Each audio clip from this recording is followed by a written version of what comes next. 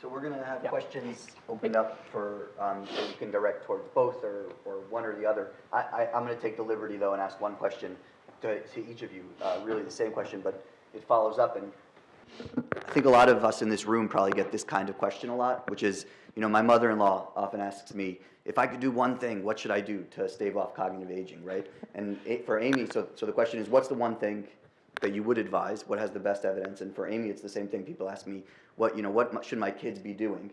I tell them, do Lumosity, but short of that, I say just have them read as much as you can get them to read. But that's really, I'm just making up those answers because somebody else told me them, and I don't want to talk to these people. So, Dan, what should we do? Amy, what should we do? I would actually say exercise. If you want to stave off cognitive aging, the evidence is better for that than just about anything else. Exercise and being socially engaged and being actively engaged. Doing crossword puzzles isn't going to make you stave off cognitive aging. It'll make you better at crossword puzzles and improve your vocabulary. But being socially engaged and being active are, there's pretty good evidence that both of those help.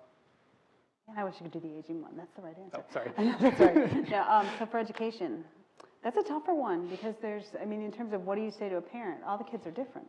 So probably the thing that I would say has the most grounding is that one of the biggest impacts on education is actually parent engagement, which is not a cognitive function, but being engaged in your child's education, learning to advocate, and actually teaching kids to be self-advocates for education. So really what we know in terms of actual evidence of things that work, those are things we know work. Do I think that there's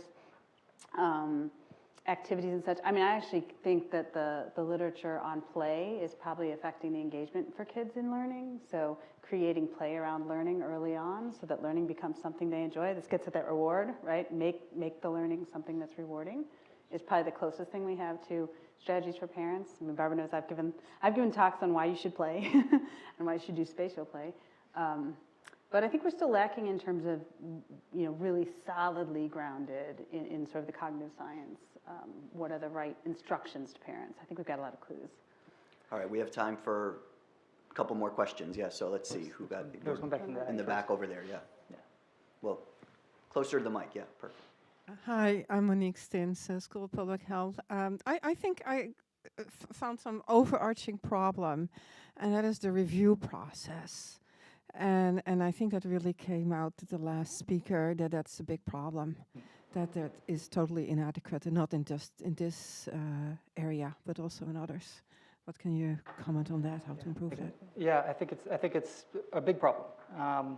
It's actually, my other life is as an editor of a research practices and methods journal that's just launched, and it's a big concern. We've got a reliability problem in a lot of psychological research, and it's true across the sciences. It's not just psychology.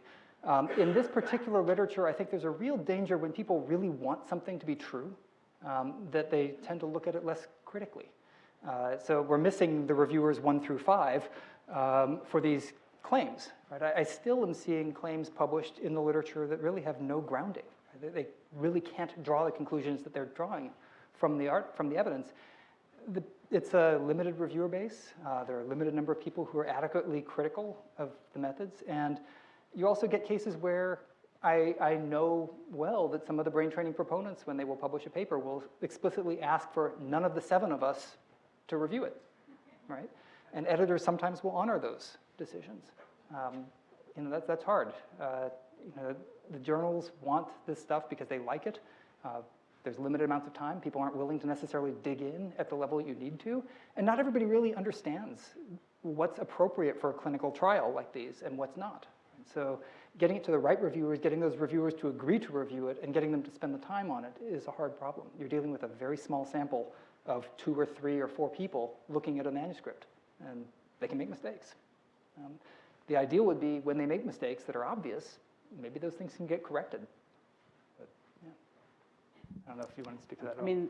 When you talk about sort of the neuroeducation side of it, there's just a lack of actual studies. So it's not even at the review process level. Yeah. It's that a lot of what happens in the educational realm that is actually very positive is that a lot of the interventions that you do see that are tested are at the applied level. They're not necessarily grounded and if they're effective, they don't necessarily need to be, right? We like to think that we have to put, a brain behind everything. We don't necessarily.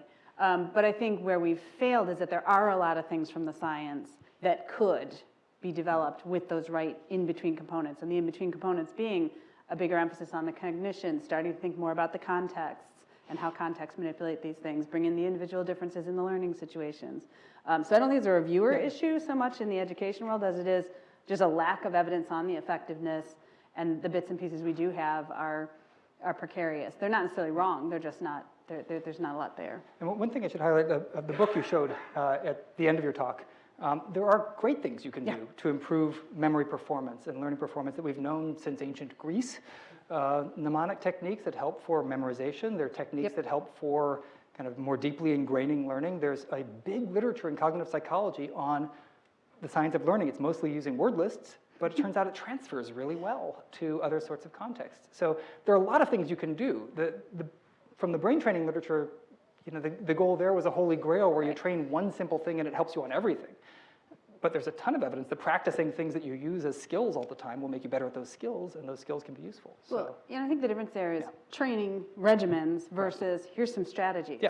And I think cognitive psychology has provided an enormous amount of evidence for these strategies. That's the piece that I think, that's where some of the stuff I'm talking about has not, we haven't quite figured out how to take that and turn that into these educational interventions, and then how do we interact with the teachers in a way that brings that to the educational space more readily and in a way that's scalable.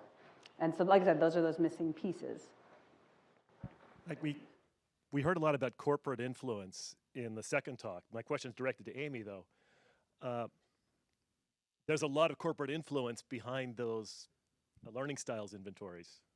And could it be that it's difficult to dispel neuromyths because teachers are inundated with this through their industry? I think that's true. And then I think the other big thing is that anyone in education knows that district policy, state policy, they're just hard to move. And so a lot of things just, it's easier to stay with what you know because it aligns with what you're being told to do, right? So you're trying to find the best way to implement something that's been handed to you on a time schedule, and you're saying, anything I can do that'll make the kids learn this better, as opposed to what we really need, which is to really shift the way we think about the learning itself. And so I would say, yes, there's corporate influence because testing companies have provided a lot of the tools. We're still teaching to the test, and a lot of these tools are purported to help you teach to certain tests. But then there's also this level of system-wide at the policy level for districts and states, depending on where you are, which one's got more influence, that are just really hard to crack. There's a lot of overlap here too, right? Pearson is one of the biggest test makers. They also are the owner of CogMed, right? So they have a vested interest in both. Indeed. Yeah. In the brain training world, this is I think one of psychology's first forays into the medical domain, in the same way that pharmaceutical companies have influenced the medical profession. Sometimes for good, sometimes not, but it's big money now. So there are a lot of people in the literature. When we first started writing this review, we had to identify, it was a commissioned review, and we had to identify potential co-authors, and our criterion was they couldn't have ties to a brain training company. It's very hard to find neutral parties who are receptive to the possibility that these brain training programs work, who don't already have ties.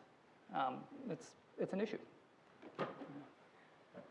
I hate to cut off this conversation, but it is 5:30. It's been a long day. I think it's been actually an amazing day. When we started to think about the program, we wanted to, as I said, challenge ourselves to really get some controversial topics and some debate into the symposium. And I think it's actually, for me, it's been an amazingly controversial day, full of controversies, but very, very illuminating and satisfying. So with that, I'd like everybody to thank all of our speakers who were phenomenal.